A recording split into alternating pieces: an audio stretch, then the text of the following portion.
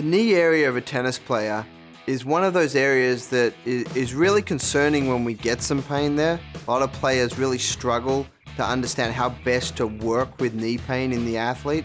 And the challenge is it can come about at the worst times.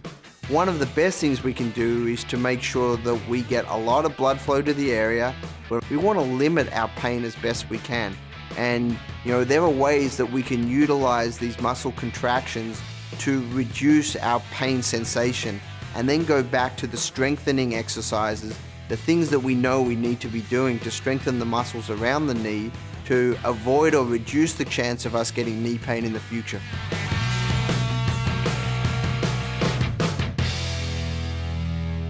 Many tennis players experience some form of knee pain at some point in their careers. We're going to highlight a way that we can reduce the pain symptoms by utilizing the Marc Pro. We're going to get our pad position, starting with our position A pads, and we're going to put one on the quad and then one on the calf.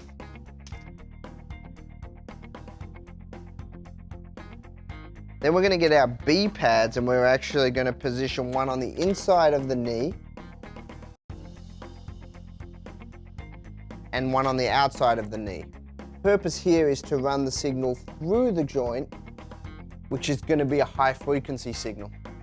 So we're going to pick up the Marc Pro, we're going to set our A frequency to low, and then we're going to set our B frequency to high.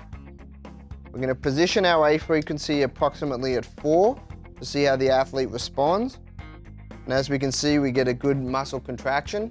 But then our B frequency, we start around 2, and we see how the athlete responds to that and work our way up. So as you can see, we're getting a good contraction here. So we're getting blood flow moving down and up the leg from that perspective, but then we're also getting our high frequency signal across the knee.